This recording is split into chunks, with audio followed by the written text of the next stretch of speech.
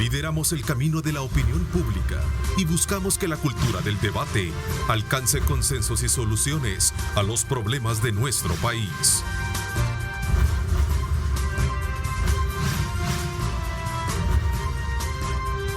Diálogo con Ernesto López. Hola, ¿qué tal? ¿Cómo están? Qué placer enorme saludarles a ustedes. Bienvenidos una vez más a esta transmisión, a esta continuidad de transmisión que tenemos desde muy temprano con toda esa cobertura periodística y por supuesto ahora en esta hora y media vamos a conocer análisis importantes sobre temas y acontecimientos de país que vienen marcándole el rumbo electoral que está viviendo la nación de cara al próximo 3 de febrero, fecha importante en la que los salvadoreños vamos a acudir a las urnas para elegir a un nuevo gobierno. Hoy, desde luego, en este programa vamos a conocer cómo los pormenores de lo que ayer presentó el plan de gobierno, la fórmula que compone la coalición de partidos que encabeza el empresario Carlos Calleja y también Carmen Aida Lazo. Vamos a conocer detalles del plan de gobierno de la Alianza por un Nuevo País con nuestros invitados y quiero saludar cordialmente al economista Claudio de Rosa, a quien le doy la más cordial bienvenida. Claudio, bienvenido. Muchas gracias, Neto. Un placer estar contigo nuevamente y compartir con el doctor Cabrera Candray. Así es, el doctor Orlando Cabrera Candray también. Gracias por acompañarnos, doctor. Muchas gracias, Neto. A sus órdenes. Bueno, a pocos días de las elecciones presidenciales, la fórmula de la Alianza por un Nuevo País presentó su plan de gobierno donde se destaca una nueva visión de país, teniendo como objetivo el fomentar la unidad nacional, reformar el poder desde el Ejecutivo y construir un país de oportunidades. Desde luego el tema de salud es un componente muy importante y sobre todo también el trazo económico por el cual vamos a conversar con nuestros invitados particularmente de estos temas. Así es que desde ya les invito a ustedes a que participen. Vamos ahora bajo esa lógica de conocer qué es lo que se presentó el día de ayer y sobre todo también de aquellos elementos o componentes importantes que tiene dicho plan. Por supuesto, les invito a ustedes a que participen siempre utilizando el canon del respeto para que ustedes puedan ser tomados en cuenta con su participación a lo largo de esta hora y media de programa. @diálogo21, @Neto López Radio. Son las dos cuentas en Twitter disponibles para que ustedes participen. A ver, quizás voy a comenzar un poco conociendo las generalidades y la perspectiva con la que ustedes asumen y ven la importancia que tiene la presentación de un plan en un proceso electoral, Claudio y doctor Candray, en el marco de un proceso electoral muy importante que vive el país. Gracias. Lo importante de este plan de gobierno que se presentó ayer por Carlos Calleja y Carmen Aida es esta nueva visión de país.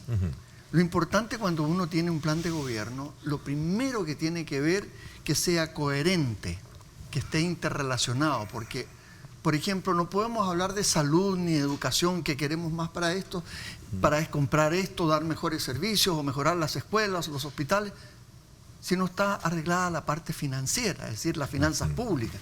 Entonces, todo está relacionado. Tiene que darle sentido y dirección a un gobierno, es decir, qué es lo que se pretende hacer, hacia dónde pretende mover al país. Luego tiene que ser viable, porque tampoco se pueden hacer promesas que suenan muy bonitos a los oídos y a los deseos de la gente, pero no se puede realizar. Sustentable en el tiempo, es decir, se puede llevar a cabo y mantener en el tiempo o al poco tiempo se va a caer este proyecto. Debe ser medible, es decir, usted tiene que saber qué es lo que se espera lograr.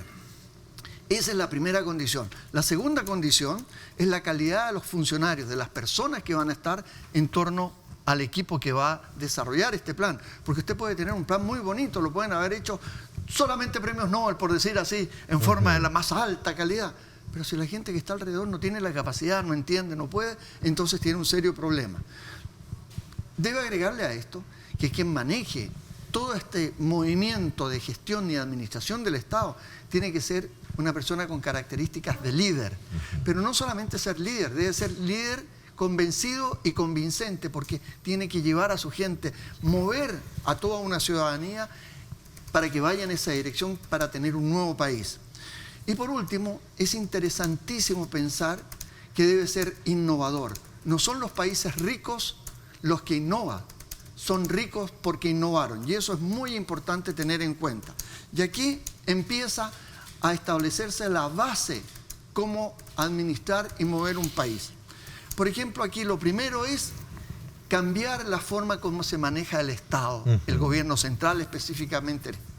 Tenemos que tener mayor transparencia, debemos ser un gobierno que tenga mayor comunicación con la gente, que la sociedad civil se tome en cuenta, se pueda opinar, que se termine todo este aspecto de la corrupción. Tú has tenido aquí a gente hablando, como el proyecto que hemos tenido con unas universidades para luchar contra la corrupción, y ya la sociedad civil presentó un primer acuerdo de país con muy buenas propuestas. Muy importante, por cierto. Muy importante, ese hay que darle seguimiento. Pero fíjate que lamentablemente a la firma de ese acuerdo de país llegaron los representantes de dos partidos. De dos candidatos solamente.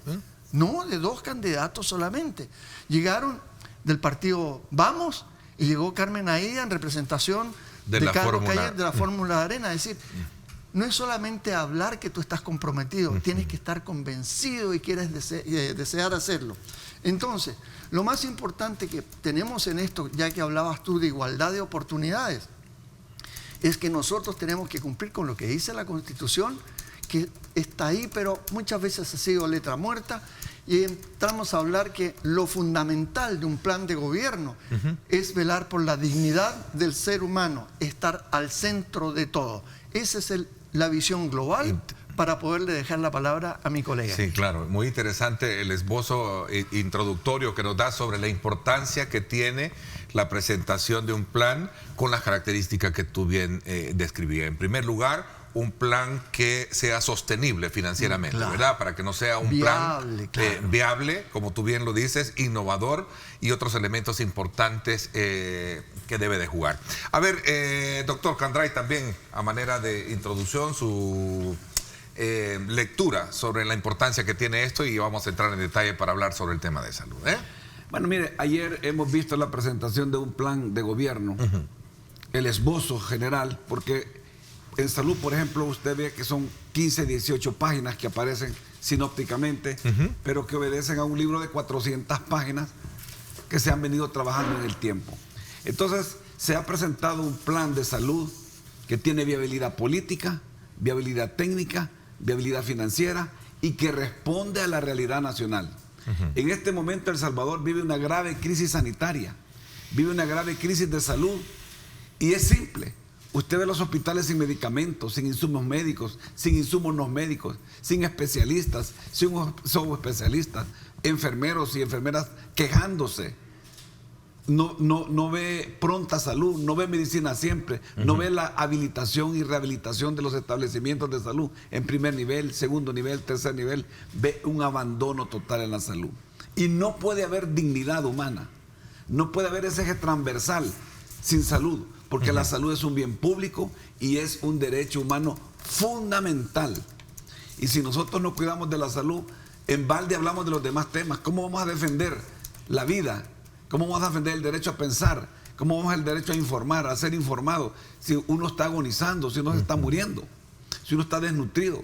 ¿Cómo vamos a estar apostando con planes estratégicos para que el mundo globalizado llegue hasta El Salvador si la educación no se puede dar porque los niños están desnutridos, porque están deshidratados, porque las diarreas golpean, porque las enfermedades infectocontagiosas golpean, porque nuestros mayores están con enfermedades crónicas degenerativas, con enfermedades crónicas no infecciosas? En fin, el problema de salud es complicado, es técnico, y ya la Constitución dice que se organizará de una manera técnica. Por lo tanto, en este tema, hablar solo de política no es suficiente. Aquí hay de hablar de meritocracia, como en todo, de hablar de doctores, de postdoctores, de especialistas, de máster, hablar de gente que conoce de tecnologías de la informática, de la comunicación, de ingeniería, de todos los procesos, conocer la metodología, conocer del tema de sistemas y antisistemas, de cómo se mueven las cosas en salud, porque de otra manera, por más bien elaborado que esté el plan, si no hay liderazgo en la conducción, si no hay definición, si no hay decisión, si no hay certeza, si no se conoce, se llegan a hacer grandes papelones al Ministerio de Salud o a cualquier subsistema del Sistema Nacional de Salud. Y Neto, yo quiero decirle que la salud en El Salvador no solo es pública, también es privada. Entonces el gran sector se divide en dos subsistemas, el público y el privado, y tienen que estar en armonía, tienen que estar en coherencia, porque la salud es un bien público, como ya lo dije, es un derecho humano fundamental, y cuando las enfermedades infectocontagiosas llegan a cualquier lugar, rico o pobre, caminan por todo el país y afecta la salud del país, y esto afecta a la economía, y en un círculo vicioso golpea a todo el país. Ahora, este plan, doctor Candray, usted habla de esos ejes fundamentales que debe de tener para poder cumplir las expectativas de los próximos años. ¿Cuáles son aquellos aspectos elementales que lo identifica y del aporte que usted en lo particular ha liderado en esta propuesta y que de alguna manera también se contraponen a lo que hemos venido discutiendo a lo largo de estos días? Por ejemplo, la necesidad de revisar el tema del presupuesto que se le designa al área de salud, el tema relacionado con el escalafón para los trabajadores, que son de algunos eslabones ahí sueltos, pero que de alguna manera en la discusión, pero que de alguna manera son fundamentales tratarlos cuando se habla de este tema. Además inciden. Mire, el tema del presupuesto es fundamental. Nosotros tenemos una inequidad de presupuestos en el Subsistema Nacional de Salud. Por un lado usted ve el gasto per cápita de bienestar magisterial, que es el más alto. ¿Sí? Después viene el de sanidad militar, después viene el del Seguro Social y por último está el del Ministerio de Salud. Eso genera una inequidad. Por otro lado, los que trabajan y los que hacen posible la atención de salud, los trabajadores, que no tienen un más que incentivo que el escalafón, no se les cumple adecuadamente el escalafón. En esto puede haber discusiones de que hay que revisar el escalafón. Nosotros creemos que hay que revisar el escalafón, pero creemos también que se debe cumplir el Estado de Derecho. Y mientras esta ley del escalafón esté vigente, debe cumplirse y no debe cumplirse con parches ni con compensaciones económicas. Entonces, esto es fundamental porque tiene que ver con la moral, tiene que ver con el desempeño de los hospitales. Mire lo que pasa en los establecimientos de salud. Los enfermeros, los médicos, los odontólogos, nutriólogos, psicólogos, no pueden ir a congresos porque no les dan permiso. Conozco de casos que han sido premiados en Alemania por trabajos brutales en oncología clínica y no les dan permiso de ir a recibir sus premios a Europa, por ejemplo. Gente que necesita pasar consulta en sus propios hospitales, no los hay. Gente que está en años sociales explotada, en el internado rotatorio explotada, los residentes explotados con 36 horas de trabajo sin poder dormir, sin poder comer. Y eso repercute en el paciente. ¿Y quién es el paciente? Cualquiera de nosotros que pierde la salud. Por supuesto, creo que es importante ir profundizando más en esa parte que nos tiene esta mañana acá analizando el tema de la propuesta de gobierno que ha hecho Alianza por un Nuevo País. Claudio, en el marco de un foro económico mundial que se desarrolló esta semana, se habla de algunos pronósticos económicos bastante vulnerables para este año. De alguna manera esto tiene que ver con lo que pasa allá afuera, pero que repercute concretamente en una economía como es la nuestra.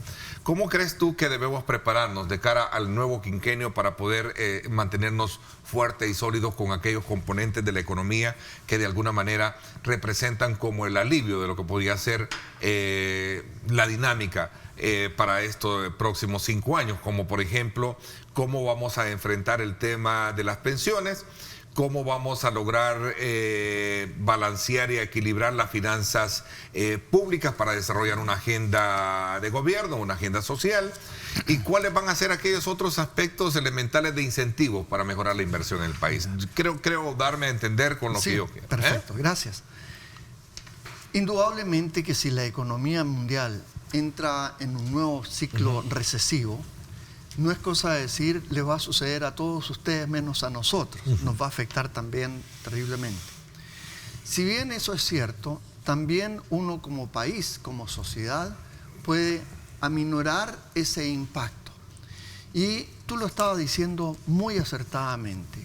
Es cómo vamos a manejar nuestra política fiscal, cómo vamos a nosotros administrar los recursos, que son siempre escasos. Eso es lo que a veces no entendemos. Los recursos son escasos, porque si tú me pides más para salud, ¿tú estarías dispuesto a decirme que no quieres más para salud? Me tienes que decir que sí. Sí, claro. Sí, pero y más para educación, sí. ¿no es cierto? Bien difícil te voy a decir que no. Para Quiero que seguridad mejore la pública, salud, la educación. mejorar la infraestructura. Entonces empieza a estar todo interrelacionado. Y es ahí donde uno tiene que tener mucho cuidado con lo que va a hacer. Entonces, el gasto fiscal, primero que tiene que estar enfocado hacia la persona, de tal manera que sea la persona humana la razón de ser de cada centavo que se está invirtiendo en el país. Segundo, es mejorar la calidad del gasto. No puede ser que nosotros, después de Argentina, seamos el segundo país con menor calidad en el gasto. Es decir, estamos usando los recursos que se están despilfarrando, se están usando de mala manera. Y eso también golpea muy fuertemente a la posibilidad de cualquier país de mejorar la situación social, porque el gasto es fundamentalmente para recursos sociales. Luego, combate a la corrupción, un gobierno transparente. Ya hay medidas, vienen otras que ya se han incluso discutido en este programa para no entrar nuevamente, pero hay que ver cómo no sean prescriptibles en tan poco tiempo los casos de corrupción, que haya castigo realmente, que no haya impunidad. Luego, las finanzas públicas deben ser transparentes y responsables. ¿Qué significa? Primero hay que apostar al crecimiento económico. Si tú no le apuestas al crecimiento económico, a la generación de empleo, generando confianza para que vengan los inversionistas extranjeros y los locales pongan más énfasis en lo que hay que hacer, en lo que hay que invertir, entonces no se genera empleo, no se genera bienestar. Luego, hay que incrementar la recaudación fiscal y eso no se aumenta con más y nuevos impuestos. Se aumenta con mayor eficiencia. Por eso que hay proyectos muy interesantes que van tomados de la mano con los aspectos electrónicos para poder recaudar mayor cantidad de dinero. Y también hay que mirar un poquito más a profundidad lo que es la elusión fiscal, que es legal, entonces hay que cerrar algunas compuertas para que no siga haciendo, y la evasión, que es la gente que lo hace ilegalmente. Eso hay que trabajar. Y hay que trabajar en términos de resultados, de eficiencia, hay que medir las cosas y finalmente lo más importante es una buena gestión de la deuda pública, porque no puede ser que lo que se está pagando entre pago directamente de deuda más los intereses sean más altos que presupuestos como de educación y salud en conjunto. Hay que ser bien ordenado y eso me va a permitir, y aquí concluyo, que me bajen la mala calificación de país de riesgo, porque es un país de mucho riesgo. Al mejorar en ese sentido, yo lo que voy a lograr es que sea menor la tasa de interés. 1 o 2 puntos de tasa de interés en 18.000 millones de dólares, tú te das cuenta cuánto se puede ahorrar. A ver, Claudio, significa que el gobierno que gane para este nuevo quinquenio, lo primero que debe de hacer es sentarse y lograr un acuerdo de país para estabilizar las finanzas públicas. Mira, indudablemente hay algunos acuerdos que son de país innegables. El primero, en la lucha contra la corrupción. Hay que cambiar la cultura corrupta que tenemos en general. No nos damos cuenta que todos, de alguna manera u otra, participamos en un acto corrupto. Claro, y me llama mucho la atención la no asistencia a la convocatoria para la firma de este gran acuerdo que se les presentó y que este servidor no tuvo estar ahí porque fue invitado, pero por mis compromisos, pero sí promoví muchísimo la divulgación de ellos y elevar a la conciencia la importancia que tiene luchar contra la corrupción. Conversamos contigo al inicio del proyecto más de algunas veces. Exactamente. Y parte de la información que tú me entregabas se incorporó en este gran acuerdo de país. Segundo gran acuerdo de país es este aspecto fiscal, porque si no, no hay recursos para las otras cosas. Lo tercero es todo lo que es infraestructura. Si nosotros no mejoramos las carreteras, no mejoramos los puertos, la electricidad y el agua, que es la parte sustantiva. Se olvida la infraestructura hospitalaria. A eso voy ya. Sí, exactamente, iba a ganar un poco el punto ese, justamente ahí voy. Mira, para que vaya una ambulancia rápido, necesito yo buena infraestructura, buenas comunicaciones. Yo no saco nada con tener una gran sala de operaciones si la calidad de la energía eléctrica es mala y me queman los equipos. Si el agua, un aire acondicionado yo lo voy y lo compro en cualquier tienda. Claro. Pero para un hospital no se compra cualquier cosa. Doctor Candray, anoche, por cierto, fue el tema de la educación que tuvimos en el programa electoral, los protagonistas.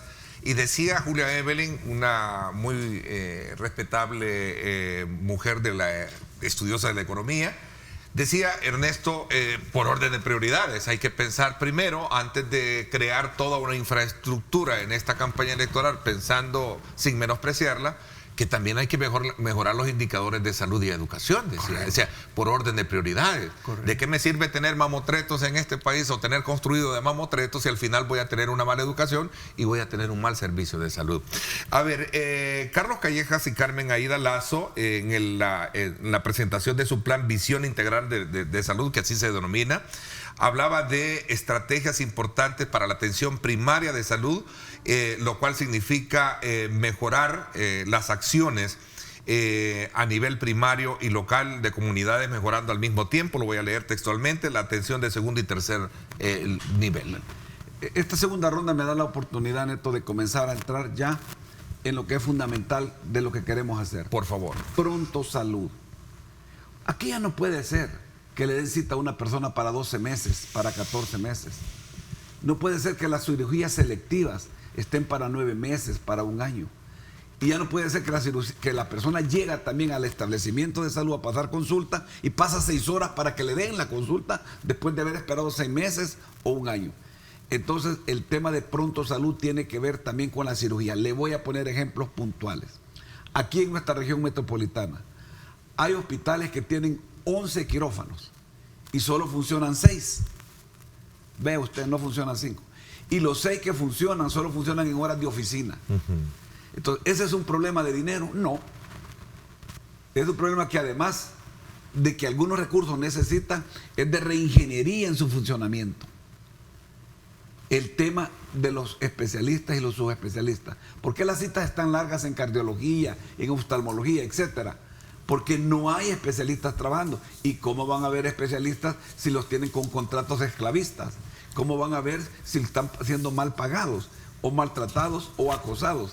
Cuando comienzan a decir que las cosas funcionan mal, los comienzan a someter a acoso laboral. Mira el tema de Fosalud. Aquí hay un candidato presidencial que dice que va a acabar Fosalud como subsistema, pero dice que el dinero lo va a seguir recogiendo. Eso no es posible. Si es una extensión de cobertura de las 4 de la tarde en adelante, en fin de semana y en día feriado, que tiene que ver con Pronto Salud. Bueno, financiado con un fondo especial, ¿verdad? Claro, que es el tema de la aplicación. Pero de ese fondo especial se recogen aproximadamente 133 millones y solo van 35 millones para Fosalud. Y el resto del dinero va para CAPRES, para el Ministerio de Hacienda. Ahí está el gran reto de lo que usted hablaba, claro, ¿no? De cómo volver más eficiente, por orden de prioridades. Por orden de prioridades. La administración del presupuesto. Y para eso se necesita realmente tener carácter. Y además de tener carácter, tener los profesionales en ingeniería industrial, en ingeniería logística, ingeniería de abastecimiento, para que también tengamos medicina siempre. Así es, en efecto. Solo por asumir el papel del ausente, yo lo conversé con promotores también del grupo Nuevas Ideas.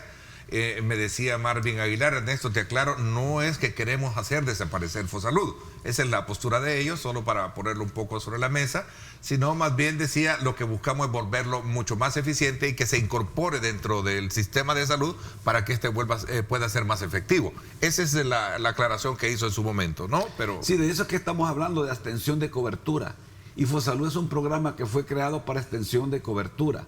Y en ese contexto, si para eso fue creado, ¿cómo es posible que ahora le quitan el dinero? Okay. Y además de eso, el tema de la prevención está olvidada porque ese sistema se mantiene con impuestos directos a armas, municiones, tabaco y cigarros. Usted ve los programas que hay para eso. No los hay. Entonces, Fosalud tiene campañas, tiene no sé si programas de profundidad sí, en estos temas. Pero el recurso económico que se recoge, ya le estoy diciendo, no va para Fosalud predominantemente, va para otra parte. Estamos hablando de uno de los 4 componentes o 4 pilares que tiene, de los 4 pilares que tiene la propuesta. Eficiencia en la gestión, sí, y hay calidad en los servicios, claro, que está hilvanada. Y la calidad tiene que ver con el recurso humano, tiene que ver con los quirófanos, tiene que ver con la existencia de vacunas, tiene que ver con la existencia del personal adecuado y en las cantidades adecuadas, con la calidad suficiente para atender consulta externa, cirugía, ingresos y el Sistema Nacional de Emergencia, que es lamentable. Interesante. Ya vamos a hablar sobre la experiencia que se tiene. Yo conversé recientemente con el presidente de la Confederación de Médicos que tiene su sede, si no lo recuerdo, en Ecuador, ¿no? O él era de origen del Ecuador. Y me decía de que los sistemas de salud en Latinoamérica van a cambiar cuando los políticos, perdónenme un poco el término de los políticos, realmente, o los funcionarios públicos, asistan a la red de hospitales. Miren esto, yo estoy totalmente de acuerdo.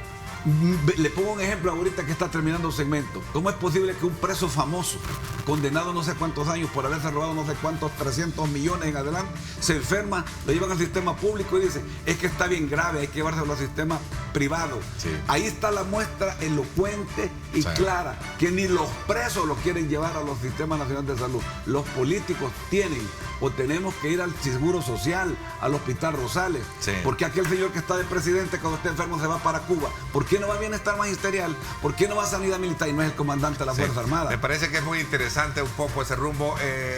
Claudio, ¿es costosa cumplir una agenda social para un gobierno?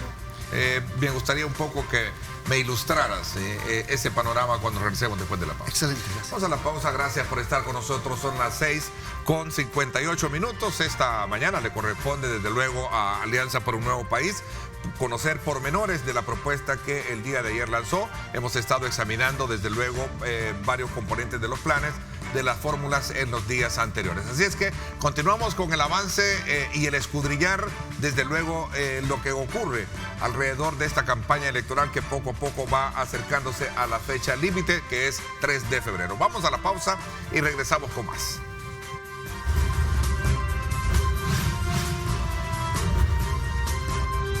Diálogo con Ernesto López. Estás viendo Diálogo con Ernesto López.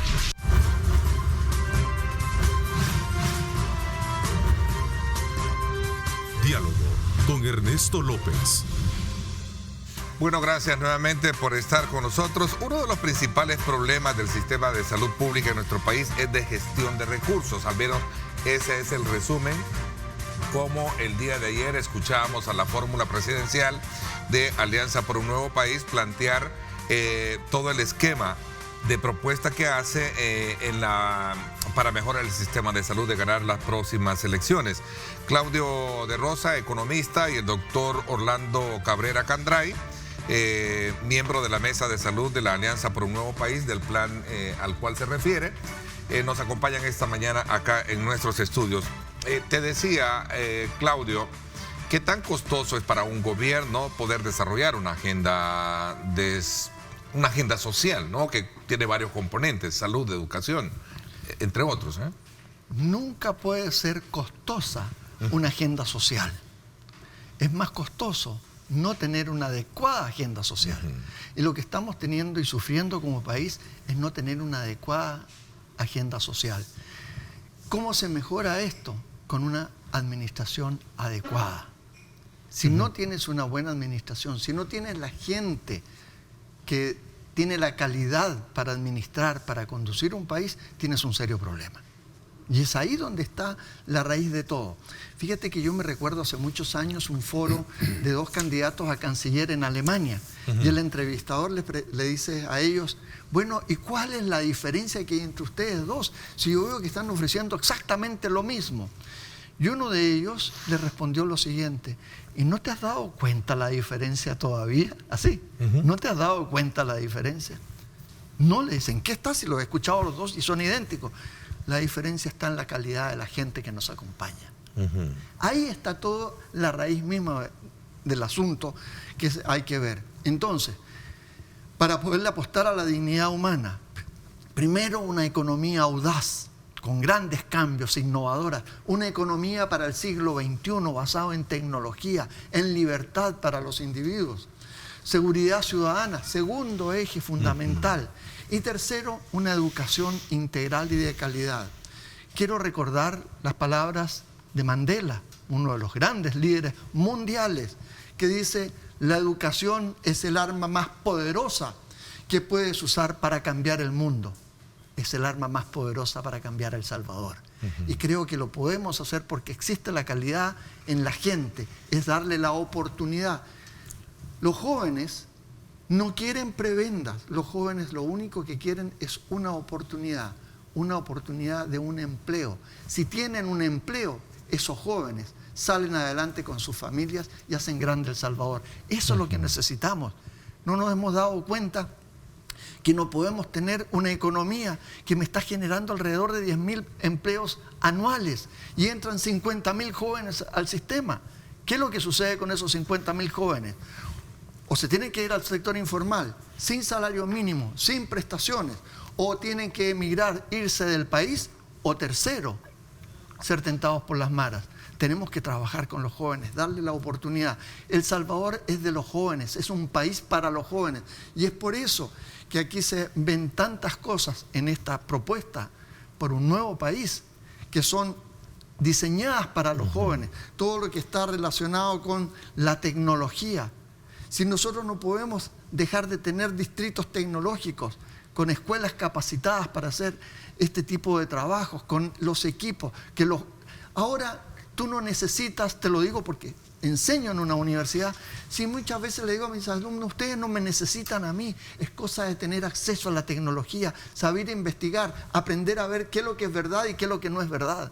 Cuando uno aprende eso, no necesita que lo estén tomando de la mano. Entonces, todo lo que es tecnología, Capacita Tech, lo que es Distritos Tech, todo esto, Agroamigo con tecnología también, sembrando oportunidades. ¿Cómo vamos a seguir pensando salir adelante con el café si queremos seguir vendiendo saquitos de café? No hay que ir al último eslabón, hay que ser innovador. La taza de café, hasta allá hay que llegar. De eso se trata. Este es el nuevo país que se desea construir. Un país con grandes oportunidades para todos, partiendo por la educación, complementado con la salud. Y no hemos hablado nada. Vivienda, porque si una familia no tiene una vivienda digna, sí, también estamos... Otro componente social. Entonces, que creo que era necesario echarlo a esa canasta. Integral, ¿sí? Integrador, si tú no lo puedes hacer. Y por último, descentralizar la gestión de gobierno, porque muchas veces las decisiones hay que tomarlas en los gobiernos locales, porque allá se saben cuáles son los problemas y ahí el alcalde le tiene que rendir directamente cuentas a su gente. Interesante, me encanta cómo vamos hilvanando el componente económico y el tema de desarrollo social. Doctor. Mire, la pregunta comenzó para Claudio sobre la gestión. Y no se puede hablar de una salud eficiente si no revisamos el tema de modelo de gestión, de modelo de atención, de modelo de financiamiento, de modelo administrativo y de modelo de provisión. Y todo esto tiene que estar hilvanado con el nuevo perfil demográfico que tiene el país y con la nueva pirámide epidemiológica que tiene el país. Entonces, en ese contexto, nosotros vemos que debemos descentralizar para que el programa Pronto Salud funcione, porque no es posible que todo mundo de El Salvador se venga para la capital o a los alrededores a buscar salud. Porque salud no solo es el ánimo curativo, sino que es el ánimo preventivo, es el bienestar social, biológico y psicológico de la persona. En ese contexto yo quiero hablar de dos programas que todavía no los he tocado, porque solo he tocado Pronto Salud y Medicina Siempre. El tema de la habilitación y rehabilitación de los establecimientos de salud, no solo de hospitales. Sin embargo, es necesario que lo digamos con franqueza. Falta habilitar 2 hospitales materno-infantiles en el país. Uno en la zona occidental y otro en la zona oriental, porque el binomio madre-niño cuenta en la historia de nuestro país. Y vamos a atender con estas dos habilitaciones aproximadamente 1.260.000 personas. Casi un 48% de las mujeres del país van a entrar en este programa. Y esto significa que hay que contratar ginecólogos, obstetras, neonatólogos, pero que hay que invertir también en medicamentos, insumos médicos, insumos no médicos, en equipo. Entonces, aquí está Claudio que está diciendo cómo puede salir el dinero, pero ya le dije una fuente. Una fuente es que el dinero recobrado en Fosalud vuelva a salud, pero hay otras fuentes que podemos utilizar. El propio presupuesto, haciendo eficaz el gasto público en salud, haciendo compras y haciendo realmente gestiones importantes con los proveedores de los servicios, visibilizando lo que se les va a poner en la cadena y haciendo que los medicamentos lleguen en una forma eficiente a los almacenes, a las farmacias y a los pacientes. Si usted le deja cita a un paciente por una enfermedad crónica degenerativa, por ejemplo, para 6 meses, ¿por qué lo hace llegar mes a mes? ¿Por qué no contrata motos o otro tipo de vehículos y se lo manda a su casa? Ese es el tema. Entonces, la habilitación es importante y la rehabilitación de establecimientos. Mire, solo en el primer nivel tenemos aproximadamente 789 establecimientos, de los cuales 558 más o menos son unidades de salud. Estas unidades de salud pueden ser básicas, intermedias, especializadas, tienen que tener poder resolutivo. Los hospitales regionales de Santa Ana y San Miguel tenemos que volverlos de tercer nivel de verdad, para que resuelvan todo, que no estén pensando en el Blue, en maternidad o en Rosales para mandar a la gente para acá.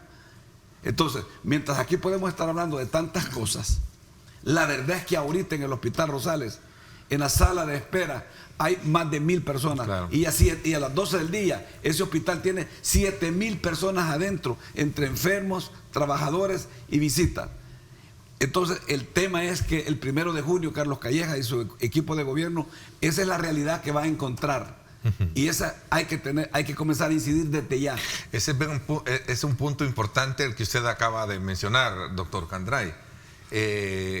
A partir de la asunción del nuevo gobierno, es lo primero que cualquier presidente, en el caso el que usted abandera, Carlos Calleja, va a tener que enfrentar.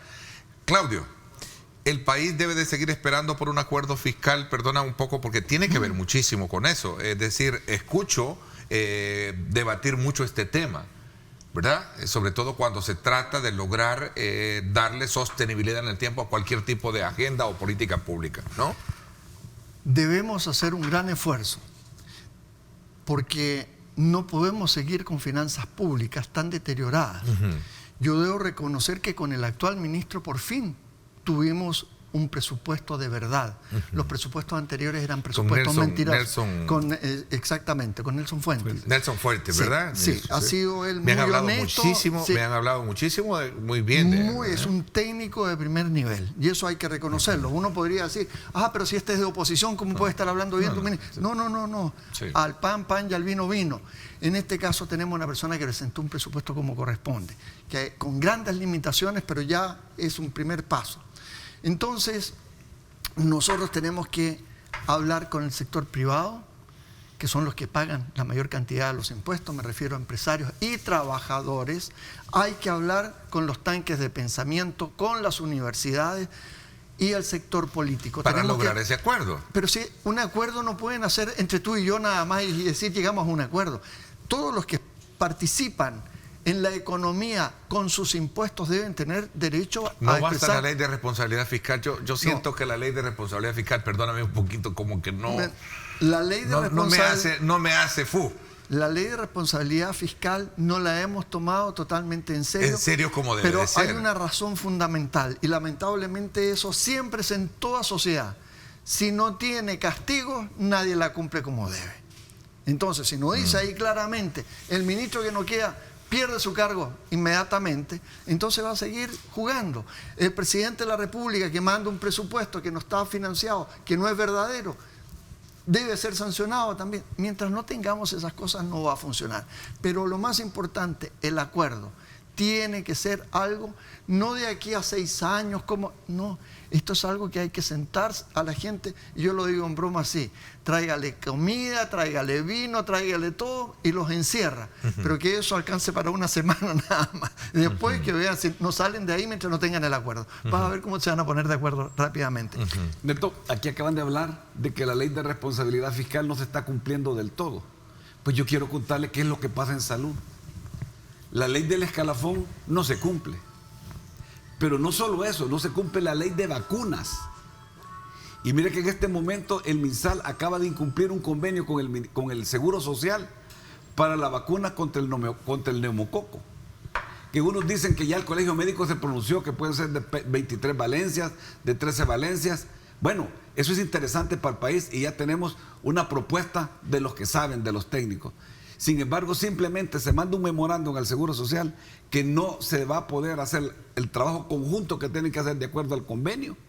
Es decir, más o menos $500,000 no se cumple, y eso repercute no solo en los niños, sino que también en las personas de la tercera edad y en aquellos pacientes que son vulnerables, como los trasplantados, los diabéticos, los esplenectomizados y toda aquella persona que puede contraer un neumococo y morir de una neumonía. Doctor Candray, en el mismo sentido de lo que conversábamos anteriormente con Claudio, ¿es factible elevar un presupuesto de salud? Creo que anda el del 3.2 hoy a una tasa del 6%, como en algún momento. Sí, no me creo falla que la memoria, 3.2%, tenemos como 2.8 en el MinSal. Sin ¿Sí? embargo, al sumar todos los gastos en salud y que hace la población de los gastos de bolsilla, puede ser que el pueblo salvadoreño esté gastando un 7% de los ingresos nacionales en salud. El tema es para dónde va ese dinero y cómo se gasta ese dinero. Pero es que, con el perdón de los trabajadores, entiendo de que gran parte del problema es el ¿cómo se llama? Es el escalafón. Los trabajadores han hecho una propuesta. Gran parte del problema, no estoy diciendo que es... Han hecho una Quisiera propuesta, tocar aquí. pero Sí. permíteme esto. Han hecho una propuesta de revisar el escalafón. Lo que pasa es que los titulares en este momento no le dieron una importancia adecuada, porque lo instrumentalizan políticamente y electoralmente. El tema de salud es un tema de política técnica.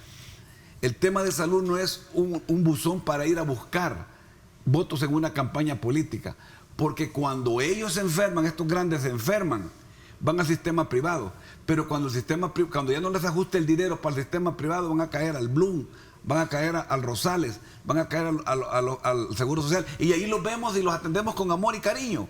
Pero uno ve que han sido incoherentes, que han sido casi traidores con todo el pueblo salvadoreño. Vamos a ver, Claudio. Yo quisiera tocar. Ayúdeme. ¿De cuánto es el presupuesto que se asigna ahorita? Son 662 millones de dólares para el ramo de salud y es 2.5 puntos porcentuales del PIB esperado. Me había para elevado mucho, yo 3.2 sabía. ¿Es no, 3.7 es salud, perdón, educación. Y 3.7 en educación. Y a esta altura deberíamos estar en 6% porque se prometió desde el gobierno anterior, el actual gobierno, y no se movió en absoluto. ¿Y 2.5 en salud, me dices? 2.5 en salud. Te voy a dejar la hojita aquí que es del presupuesto. Por favor. Te voy a agradecer mucho. Eso solo en el MinSal. Claro. Ahora, déjame decirte una cosa que a veces cometemos conceptualmente un enfoque que no es totalmente correcto. Yo podría reclamar economicistamente que se gasta mucho en sueldos y salarios de la gente que da la salud, el servicio de salud. Sí. Y dime una cosa, ¿qué es lo que es salud? En sí, ¿qué es lo que es salud? ¿Quiénes te dan la salud? ¿Quiénes son los proveedores del servicio de salud? Son profesionales todos, son técnicos. Y tú no puedes tener a profesionales con salarios que realmente no tienen... El salario mínimo. Hay médicos con salario mínimo, si no puede ser, si es el que te salva la vida. Por Dios, entendamos las cosas. Yo podría reclamar contra otras áreas de trabajo que tú tienes, una persona que se dedica a colocar sellos solamente para pasar los papeles. Eso no puede ser. Ahí es donde tenemos que ver cómo a esa gente le damos un trabajo que realmente le aporte la calidad del servicio que se está dando. Te hago la misma pregunta. ¿Es factible elevar esa tasa de presupuesto que se tiene hoy en día de 2.5 a...? Por supuesto. Si tú reduces los gastos en viajes, sobre todo viajes que a veces no tienen ningún sentido, tú reduces... Estás hablando de la ley de responsabilidad fiscal. Ahí no está puesto en esa forma, pero estamos hablando... Pero va implícito, si al final lo que busca es ahorrar, ¿no? Por supuesto. Y evitar gastos superfluos, llamémosle así. Todo lo que es gasto, exactamente, todo ese gasto superfluo. Incluso, pero sigue con la lista.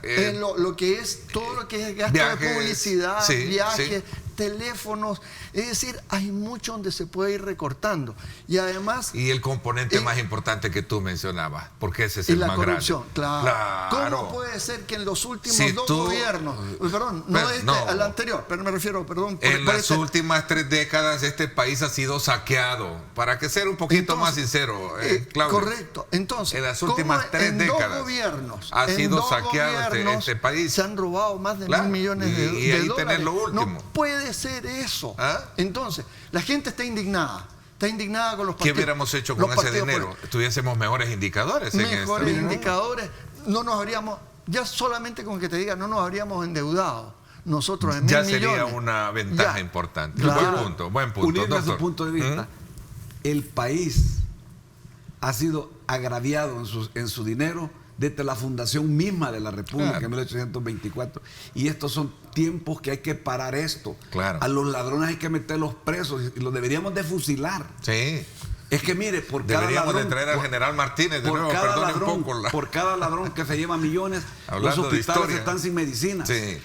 Y yo quiero reivindicar el tema poniéndonos serio un salarios. poquito en este tema. Yo lo traje a colación porque, sin duda alguna, es galopante cómo la corrupción golpea fuertemente a países tan, pero tan frágiles económicamente como los nuestros. Y por eso yo lo hago un poquito más ampliado. Las últimas 3 décadas en este país recojo esos insumos del debate al cual yo me aboco todos los días. Realmente otro país cantara hoy, ¿eh? Tendríamos otro país, ¿verdad? Por todo el saqueo al que ha sido metido las arcas del Estado. Y eso sucede porque no hay castigo. Entonces, si mi jefe está robando y no le pasa nada, ¿por qué no robo yo también? Claro. Y si no me pasa nada, el que está más abajo mío también va a pensar exactamente lo mismo. Hay que cambiar la cultura del país y hay que cambiar la institucionalidad. Y para cambiar la cultura, empieza en el hogar, pero los hogares están fragmentados, están débiles en ese aspecto. La iglesia tiene que también tener un papel muy importante porque ellos son los que nos enseñan entre el bien y el mal. Pero luego en las escuelas, ahí está lo más importante. Porque igual que como sucedió con el medio ambiente, los niños cuando aprenden a proteger el medio ambiente llegan a la casa a reclamarle a los padres. Confieso. La empresa privada, los medios de comunicación, es decir, si queremos cambiar la cultura, que no se cambia en 24 horas, nos puede tomar 10 años, pero tenemos que ir moviéndonos en esa dirección y el momento de empezar es ahora. Sí, pero hay que comenzar luego, porque Ahora. los castigos tienen que ser ejemplarizantes. Claro. Ejemplarizantes el que se roba el dinero público porque es sagrado. A ver, confieso que me quedo todavía con muchos aspectos pendientes de seguir abordándolos con ustedes, pero vamos a tener más tiempo más adelante y me comprometo a invitarlos para que podamos seguir con esos temas. Yo quisiera quitarte la palabra un segundo, porque sé que el tiempo es oro aquí. Lo más importante y que me agrada mucho, la concepción que Carlos Calleja y Carmen Aída han tomado. Dios, unión y libertad. Ese debe ser nuestro credo de rezar todos los días como salvadoreños. Dios para que nos guíe por el buen camino. Unión, porque si no estamos unidos, si estamos divididos, no vamos a lograr los objetivos de transformar nuestro país. Y libertad, principio fundamental, porque sin libertad no se encuentra la verdad y sin verdad no se hace justicia. Me encanta tu conclusión, doctor. Mire, sin salud no hay desarrollo. Y todo el discurso que podamos dar no va a funcionar si no hablamos bien del tema de salud. Yo quiero decirle, que se me olvidaba decirle de Infancia 1000. Es otro programa importante que vamos a tener porque hay que atender a la población en sus primeros 1000 días de vida, que es cuando se desarrolla el sistema cerebral, la córtex cerebral. Es importante, pronto medicina siempre, habilitación y rehabilitación de hospitales, Salud 1000 y meterle dinero al Consejo Superior de Salud Pública y a la Junta de Vigilancia y Protección Médica para que vigilen la salud del pueblo salvadoreño. Y una economía para el siglo XXI, para tener los recursos para salud y educación. Te invito, necesito un poco ahondar más en el tema económico, te invito más adelante para ver si también en el tema de educación. Vamos a la pausa, informe de tráfico para que usted tenga de primera mano cómo están nuestras calles y avenidas. Por supuesto, cuando regrese en la segunda parte de este programa, vamos a conocer la representante de la diáspora, también dando su opinión sobre los acontecimientos electorales del país y especialmente en apoyo al candidato del FMLN, Hugo Martínez. Vamos a la pausa y regresamos con más. Este es el informe del tráfico desde el Megadrón. Gracias a Seguros del Pacífico. Seguros del Pacífico te ofrece full cover y cero deducible en tu seguro de vehículo. Para más información, llama al 2283-0800 o contacte a su asesor de seguros. Vámonos entonces ahora hasta el sector de la Universidad de El Salvador. Estas imágenes en vivo que nos hace llegar nuestro Megadrones para conocer de primera mano. Hay un cierre en la parte frontal, o el portón principal de la Universidad de El Salvador, producto de demandas que están llevando a cabo trabajadores universitarios para el incremento salarial y especialmente del presupuesto hacia el alma mater. Así es que si usted transita por esta zona, bueno, parece que ya está libre el tránsito por esta zona, pero sí tenemos desde luego esta actividad de protesta en la Universidad de El Salvador. Toma en consideración cómo está esta imagen del tráfico, ahora desplazándonos en esta conexión entre lo que es el Boulevard Los Héroes y por supuesto la San Antonio Abad. Así es que desde ya tráfico bastante fluido si usted piensa desplazarse por esta zona. Nos vamos a la pausa, gracias por estar con nosotros. Este es el informe del tráfico desde el Megadrón. Gracias a Seguros del Pacífico. Seguros del Pacífico te ofrece full cover y cero deducible en tu seguro de vehículo. Para más información, llama al 2283-0800 o contacte a su asesor de seguros.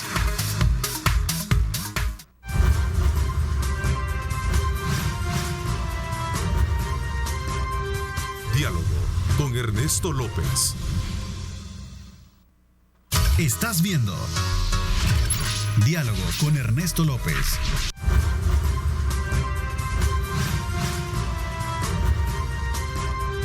Diálogo con Ernesto López.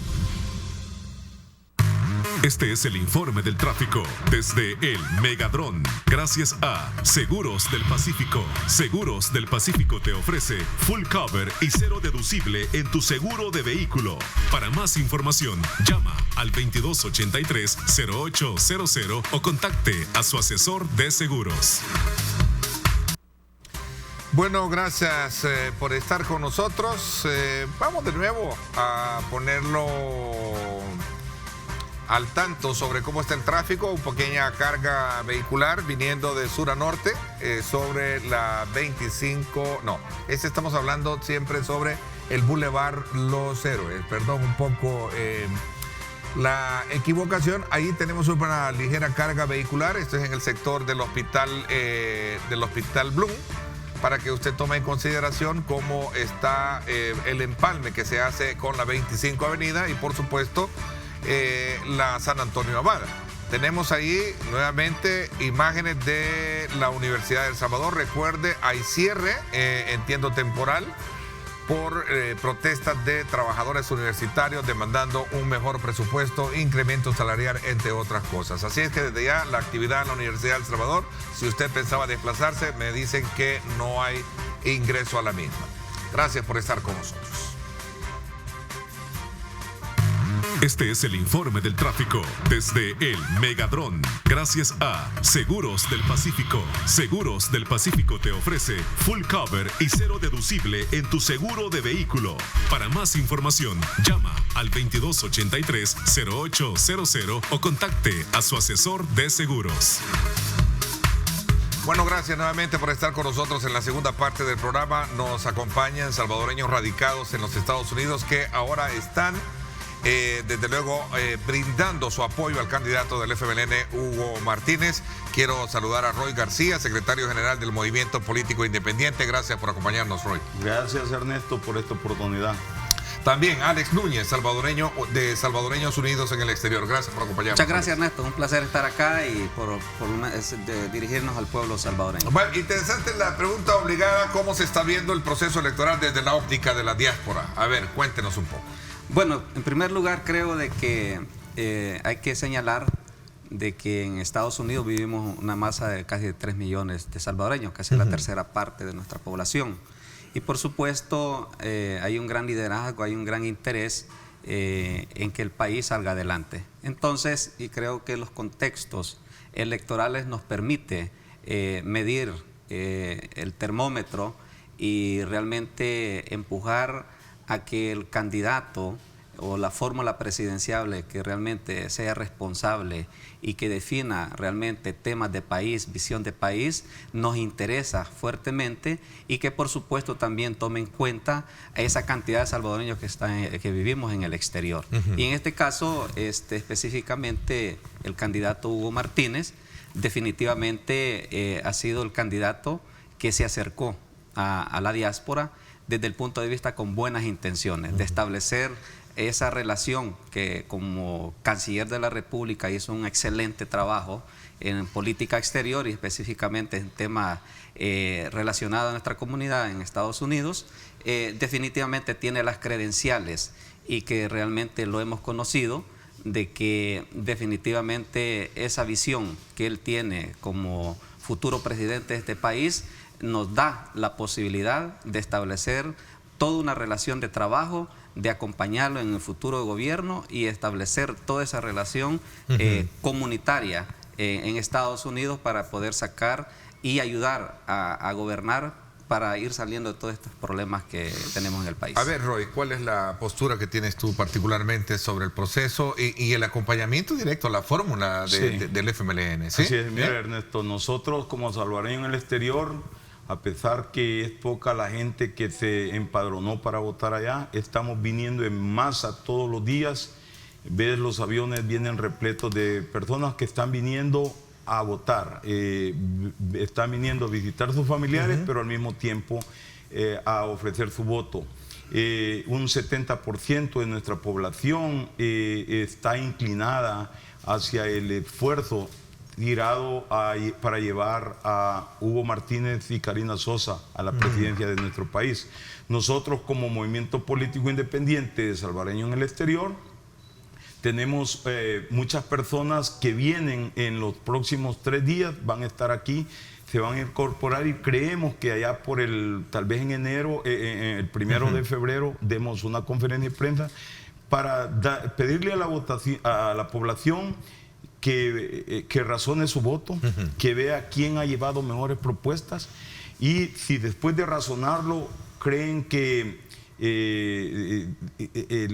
ha sido el suficiente el debate para que la gente se dé cuenta de las propuestas de cada persona, lo hagan saber a la población. Pero si también queremos denunciar el hecho de que es injusto que las propuestas solo hayan sido de una parte y otra parte se haya escondido. O sea, no creemos que es justo para la población que está viendo que tiene mucho trabajo, que está pendiente del diario vivir y lo único que hace para poder comunicarse y saber lo que está pasando en el país es a través de los medios de comunicación, como este programa, y están pendientes de lo que nosotros hubiéramos querido ver, un debate de calidad donde todos los aspirantes a la presidencia pusieran los puntos con los cuales piensan a desarrollar su plan de trabajo.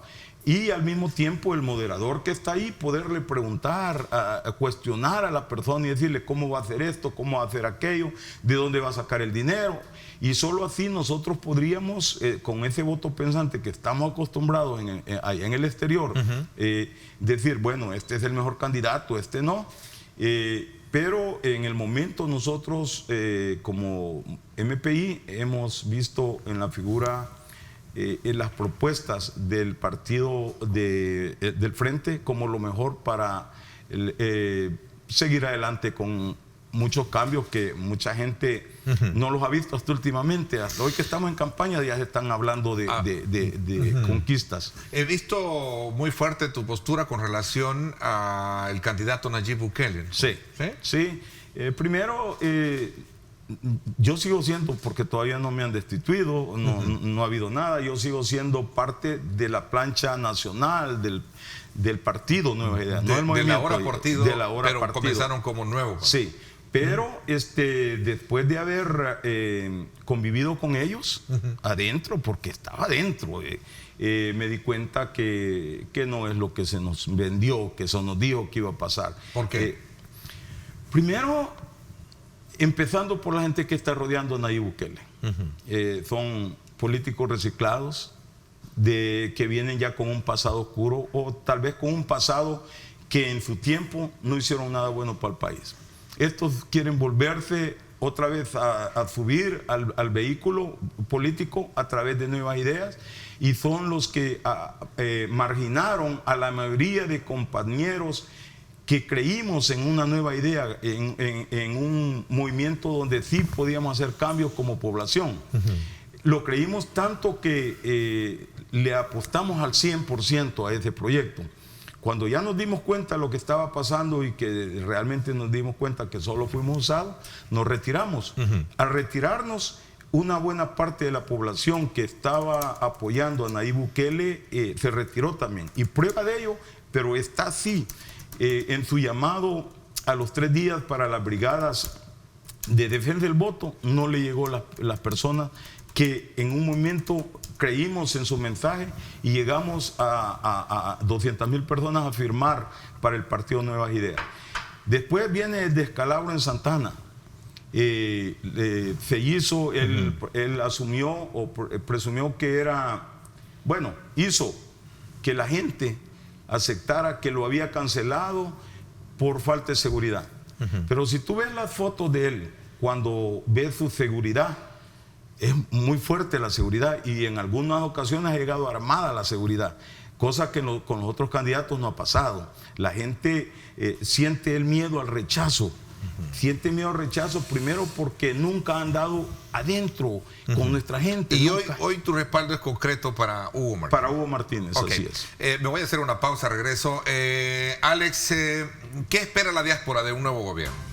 Y particularmente del FMLN, un gobierno, desde luego, en el debate, una propuesta, un plan, al cual muchos, pues, alaban de los aspectos que tiene, porque fue el primer plan que se conoció en esta campaña de la fórmula presidencial de Hugo Martínez, pero también del cuestionamiento que hacen otros. Bueno, ¿qué es lo nuevo que puede ofrecer? Si han tenido 2 oportunidades de gobierno para poder desarrollar una agenda importante. Hablemos de esto cuando regresemos y sobre todo en lo que concierne al tema de la diáspora, que es el rol de representatividad que tienen ustedes esta mañana acá con nosotros. ¿Parece? Vamos a la pausa, gracias por estar con nosotros.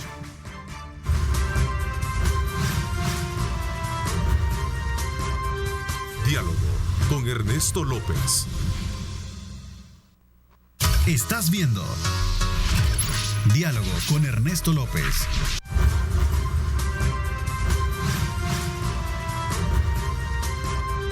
Diálogo con Ernesto López. Gracias nuevamente por estar con nosotros. ¿Qué espera la diáspora de estos nuevos gobiernos? Ya entrando un poco en materia, porque sin duda alguna la presencia de ustedes en esta campaña electoral es buscando ver de qué forma se logran beneficios de soporte para esas comunidades salvadoreños a quienes saludo esta mañana y que están muy atentos. Sabemos que tenemos mucha audiencia más allá de nuestras fronteras para conocer qué es lo que se puede esperar de un nuevo gobierno para ellos. Ernesto, mira, quería explicar qué significa y quiénes somos Salunex. Salunex es Salvadoreños Unidos en el Exterior, ¿verdad? Que es producto de un resultado que la mayoría estuvimos en el proyecto Nuevas Ideas. Entonces, lo que planteaba Roy, al visualizar realmente una utilización nueva de la diáspora, muchos optamos por retirarnos y generó las condiciones de establecer todo un gran liderazgo, por lo menos en 16 estados más representativos donde viven salvadoreños, y nos hemos organizado alrededor de ir viendo siempre, porque el rol del salvadoreño en el exterior, para nadie es desconocedor que nosotros tenemos una incidencia muy importante en el tema económico a través de las remesas. O sea, 5.000 millones de dólares que aportamos a la economía de este país es nada despreciable. Segundo, es que los salvadoreños allá, hay una cantidad que nos hemos organizado en, digamos, en grupos, en organizaciones de oriundo, donde se le aporta el desarrollo social mucho a los municipios, a los cantones. Eso también le inyecta a la economía de este país, porque se hacen cantidades de obras. Y lo otro es el tema político. Definitivamente salvadoreños que ya están integrándose a la política doméstica de Estados Unidos, ya vemos alcaldes, ya vemos delegados, senadores que están teniendo ya una incidencia a toda esta masa de salvadoreños, representándolos políticamente también, y a los latinos, por supuesto. Hay peso y ya se está viendo con la colocación de estos salvadoreños allá. Exactamente. Bueno, tenemos una senadora. Una senadora, Martínez, la de New York, que es una senadora estatal, ¿verdad? Que es salvadoreña, ¿no? Y es salvadoreña. Y tenemos una congresista también en Los Ángeles que no se ha dado la gran publicidad, pero ya tenemos también. Interesante, eso me alegra escuchar eso. Y la otra parte es la incidencia política en nuestro país. Los partidos políticos, generalmente cuando se entra a una recta de una contienda electoral, buscan generalmente de ir a medir el termómetro de cómo se visualizan los salvadoreños en el tema específicamente de los problemas del país y también cómo medir los candidatos. Entonces, definitivamente jugamos un rol muy importante y creo de que tenemos un derecho de piso ya ganado, donde tenemos que ser actores principales ya de la vida política del país. Entonces, cualquier partido político, movimiento político que quiera desconocer esa reserva estratégica, ese gran gigante que tiene El Salvador y que le aporta en estas 3 pilares fundamentales, va al fracaso. Entonces, definitivamente en esta dirección creo que el candidato Hugo Martínez, sin temor a equivocarme, él conoce la realidad de nuestra comunidad, el pensamiento del salvadoreño que vive en Estados Unidos y también en Europa. Entonces, definitivamente él tiene las credenciales suficientes y nosotros, una gran masa de salvadoreños, le damos realmente el apoyo fuerte, porque definitivamente hemos visto que es el mejor preparado, el que tiene mayor cantidad de cualidades de principio, que conoce la realidad del país y definitivamente es la mejor fórmula presidenciable, digamos, capacitada para poder llevar adelante los retos de este país. A ver, un poco para balancear, digamos, el análisis de ustedes y la postura de apoyo y la crítica a Nuevas Ideas. Aquí me responde Paul Steiner, que trabaja con Nuevas Ideas, me dice, habían 3 reglas para integrar el movimiento, Ernesto. 1, sumar y no restar. 2, querer un mejor El Salvador. Y 3, no robar. Habla en el caso del grupo de ustedes que no logró cumplirlas y por esa razón fueron reemplazados por personas más comprometidas en esto. Mira, quisiera primero que digan dónde robamos, donde se habla de no robar. Eso es algo fuerte. Y si me pueden probar algo, lo reto a que lo haga. Si no, tiene problemas. Segundo, sumar y no restar. ¿Quiénes empezaron a restar? Los mismos emisarios de Nayib Bukele, cuando llegaban a los territorios, hacían a un lado a los grupos que nosotros habíamos formado desde Estados Unidos, porque veían en peligro a ellos su futura participación en el gobierno.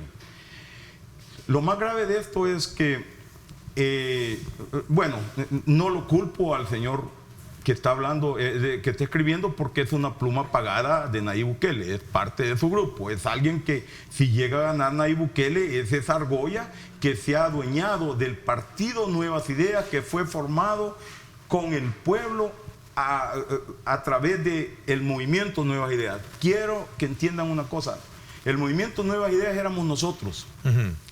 La gente vino y lo legitimizó y lo hizo partido, pero la cúpula que está ahí, esa cúpula nadie la eligió. Ellos mismos llegaron y se pusieron. A Bukele nadie le dio permiso que fuera a inscribirse con Gana. Él de repente salió y decir que yo estoy con Gana. ¿Y dónde están las bases? ¿Dónde está el respeto a nosotros? Si nosotros desde el exterior le apostamos con todo a él, incluyendo, apoyando cualquier esfuerzo que él hacía, lo mínimo que él podía haber hecho era sentarse con todos nosotros y decirle, señores, mañana voy a firmar con Gana. Él ya estaba, por meses atrás, estaba haciendo componendas o contratos o acuerdos con la dirección de Gana, pero sin embargo se la mantuvo callado ante el pueblo salvadoreño, porque él simplemente lo que quería era de una forma victimizarse, para parecer como el víctima del proyecto, del esfuerzo que estaba haciendo, fuéramos victimizados, porque yo se lo cuestioné varias veces y le dije, ¿qué va a pasar cuando Nuevas Ideas no cumple los requisitos y no pase como partido? De eso no te preocupes, no se preocupen de eso. Lo importante es que la gente vea que el sistema no nos está dejando pasar. Pero él ya lo sabía. Máxime que tiene a Félix Ulloa alrededor de él. Es el asesor político quizás que más sabe de las leyes electorales, porque él ha sido parte de eso.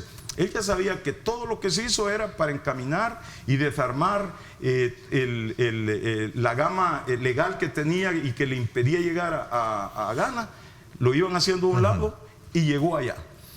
Ahora, yo una crítica, digamos, y yo te lo digo así, que me prueben algo, que me digan algo, no solo críticas, solo no. Y una cosa, voy a hacer la pausa última, regresemos. Cuéntenme un poco cuál es la expectativa, voy a aprovechar este tiempo, vamos a tener más adelante para poder conocer y ampliar esos temas electorales, pero me gustaría conocer la expectativa que tienen ustedes ahora con este nuevo escenario en Estados Unidos, una propuesta del presidente Trump, y lo hablábamos extra cámara, de poder canjear algunos aspectos que tienen que ver con fondos para la construcción del muro y, por supuesto, beneficios para salvadoreños acogidos a programas como en el caso de TPS, los TPS. Vamos a hablar de eso en los minutos que nos quedan. Gracias por estar con nosotros.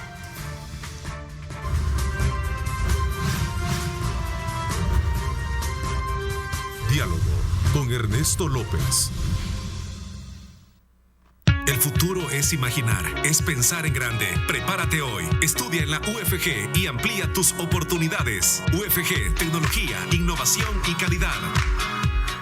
Bueno, gracias nuevamente por estar con nosotros. A ver cuál es el rumbo que esperan, y voy a aprovechar estos minutos que nos quedan así brevemente para poder comprender mejor esta última propuesta que ha hecho el presidente Trump al Congreso para poder recaudar los fondos para la construcción del muro versus algunos beneficios para el TPS. Por ejemplo, la ampliación o el tiempo para definir una política migratoria de 3 años para los tepecianos y otros programas pendientes. Bueno, en primer lugar, tenemos que estar claros de que desde que asumió el presidente Donald Trump a la presidencia, el tema antimigrante ha sido bastante fuerte con nuestra comunidad. Sin embargo, las organizaciones nuestras siempre han estado en el proceso de ir trabajando alrededor de mantener esa protección a nuestra comunidad. Y por supuesto hay una correlación de senadores, congresistas que siempre les interesa y han estado muy pendientes del tema migratorio. Tenemos una masa de salvadoreños del TPS que realmente es muy representativa, cerca de 250,000 salvadoreños beneficiados, ¿verdad? Y también con el tema del DACA, de los jóvenes, Dreamer. Entonces, creo de que es muy importante generar las condiciones para poder mantener esa protección, porque sabemos que las condiciones y los sueños de los jóvenes definitivamente es muy importante para la vida familiar, para la vida de la sociedad y por supuesto para nuestro país. Entonces, creo firmemente que la correlación en este nuevo escenario de las elecciones pasadas, que pasa, digamos, al control de la Cámara Baja de los demócratas, ha permitido ya esta parte de ir generando las condiciones de negociación y por supuesto el presidente Donald Trump tiene que negociar. Definitivamente, qué bueno que se haga también alrededor de un tema que nos interesa a los salvadoreños en este tipo de beneficios de programa. Creo que se va a dar un proceso de lucha muy fuerte y que al final del día van a generar las condiciones para ir estableciendo toda una base de una reforma migratoria que los salvadoreños y los latinos. Y es factible esto, porque yo mencionaba el término del juego del ajedrez, ¿no? En política aquí en la China existe. Y obviamente el presidente Trump maneja muy bien esas dos, digamos, cualidades. La empresarial para hacer negocios y por supuesto la política ahora para entrar a ese juego de ajedrez político. Hablando de ajedrez político, nosotros los salvadoreños lo estamos haciendo allá en Estados Unidos. Alrededor de donde nuestra comunidad salvadoreña existe en los diferentes estados, que prácticamente en 16 estados somos fuertes, allí lo que hemos escogido es apoyar demócratas en sus campañas políticas. Prueba de ello es que hemos tenido éxito porque el Congreso lo acabamos de dar vuelta, de un Congreso es netamente demócrata ahora. Entonces muchas de las cosas va a tener Trump que ceder, así como el Partido Demócrata con su gente. Un tercer gobierno del FMLN mejoraría. ¿Quiénes creen que hay un distanciamiento entre la política actual del gobierno que representa el FMLN con el gobierno Trump? ¿Cómo ven ustedes? Gracias al trabajo que ha hecho Hugo Martínez cuando fue canciller lo ven un tipo que puede dialogar, un tipo inteligente que sabe negociar y que no llega al enfrentamiento y que cuando está negociando o platicando algo que tiene que ver con los salvadoreños, él pone primero El Salvador antes de su ideología política, y que ese tendría que ser el trabajo de cualquier político ya electo, y anteponer todo lo nuestro antes de cualquier visión política que aquellos defienden. Y en ese caso yo lo admiro, porque aún sus críticas internamente entre su mismo partido, yo lo he visto. Y eso se lo respeto también, porque tenemos que entender una cosa: la economía de nuestro país depende de la tranquilidad que tenga nuestra población fuera de aquí. Muchas de nuestras gentes, los compatriotas que viven en Europa, que viven en Canadá, en Australia, están viviendo bajo muchos regímenes socialistas prácticamente. Pero en Estados Unidos se le está vendiendo a la gente como algo diferente, pero Estados Unidos no tiene nada de... Es decir, si ves todas las leyes que tiene Estados Unidos, son socialistas también. Claro. Pero el único que defiende esos puntos de vista es el Partido Demócrata. Entonces nosotros hemos escogido en cada estado como ajedrez, viendo y decir, ok, aquí está fuerte, apoyemos este. Aquí hay un republicano que nos está tirando con todo. ¿Ves lo que pasó en Arizona? Un triunfo de Hugo Martínez fortalecería mejor completamente las relaciones. Sí, mire, yo creo de que es una mala percepción, un mal manejo que se da de que porque el FMLN está gobernando no tiene una buena relación en política exterior, y principalmente las relaciones con Estados Unidos. Yo creo que hay bases más fuertes que va más allá de un tema ideológico, que definitivamente un tema realista que tenemos. Hay todo un intercambio comercial. Vivimos 3 millones de salvadoreños en Estados Unidos. Hay un intercambio cultural, hay toda una relación, una base bien fundamental, es un socio estratégico. Y entonces definitivamente cualquier gobierno que llegue, esas relaciones siempre se van a mantener. Y el problema es que este tema ha sido manejado como una banderita de temas de campaña, generalmente por la derecha del país, de decir las relaciones, porque el FMLN está en el gobierno, las relaciones de Estados Unidos son malas, que incluso influyen en el tema migratorio. El tema migratorio es específicamente un tema doméstico de Estados Unidos y definitivamente. Entonces, con la llegada de Hugo Martínez, definitivamente esto va a fortalecer más nuestra relación entre Estados Unidos y El Salvador, y creemos claramente de que el ex canciller Hugo Martínez tiene todas las credenciales para hacer un buen gobierno. El tiempo se me fue, Roy, gracias por acompañarme. Vamos a tener más tiempo adelante para conocer más de cómo avanza la campaña electoral. También, Alex, me da mucho gusto haberte saludado también. Gracias, el tiempo se me fue. A usted también por su sintonía, pásenla bien, y como siempre recuerden lo más importante, amar a Dios sobre todas las cosas. Lideramos el camino de la opinión pública y buscamos que la cultura del debate alcance consensos y soluciones a los problemas de nuestro país.